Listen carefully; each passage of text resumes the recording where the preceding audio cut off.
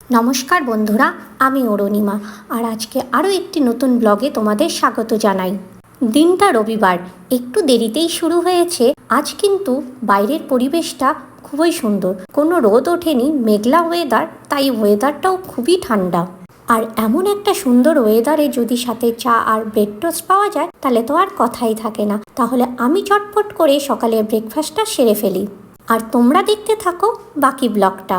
আর আজ আসলে মাসি আসবে না, সেই জন্য সব রান্নাটাই আমাকে একাই করতে হবে। রান্নার প্রস্তুতি শুরু করা যাক। আর আমি কিন্তু রান্না করার আগে সব জোগাড় করে নিয়ে রান্না শুরু করি, তাতে আমার একটু সুবিধা হয়।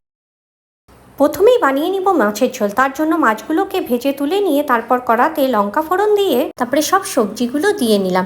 এবার সবজিগুলো হালকা ভাজা হয়ে গেলে মশলা দিয়ে আরও কিছুক্ষণ ভেজে নিব। আর মশলা ভাজা হয়ে গেলে জল দিয়ে দিব। আর জল ফুটে উঠলে বড়ি আর মাছগুলোকে দিয়ে আরও বেশ কিছুক্ষণ ফুটিয়ে নিলেই আমার মাছের ঝোল রেডি। আর এরপর কড়াতে আবার আলু দিয়ে দিলাম। আলুগুলোকে লাল করে ভেজে তুলে নিয়ে তারপরে কড়াতে লঙ্কা ফোড়ন দিয়ে পেঁয়াজ কুচি দিলাম। পেঁয়াজ কুচি হালকা ভাজা হয়ে গেলে তার মধ্যে রসুন কুচি, চাল, লবণ, হলুদ, লঙ্কা গুঁড়ো, ধনে গুঁড়ো আর মাছের মাথা দিয়ে ভালো করে কিছুক্ষণ ভেজে নিয়ে জল দিয়ে সেদ্ধ করে নেব। শেষে ঘি ও গুঁড়ো মশলা ছড়িয়ে নামিয়ে নিব। তাহলেই কিন্তু রেডি আমার মুড়িঘণ্ট।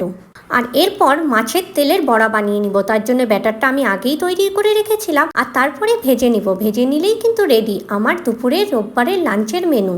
এবার চলে আসি রাতের খাবারে। রাতের খাবারের জন্য আমি কিন্তু সব সবজি একসাথে কেটে নিয়েছি। তারপর কড়াতে তেল দিয়ে তেল গরম হয়ে এলে পটলগুলো ছেড়ে আগে পটলগুলো তুলে ভেজে নিব।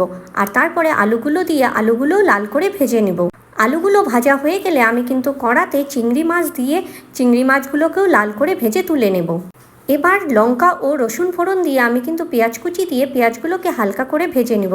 পেঁয়াজ ভাজা হয়ে গেলে লবণ, হলুদ, সব ভাজা সবজি ও চিংড়ি মাছ দিয়ে আরও কিছুক্ষণ নেড়ে নিব।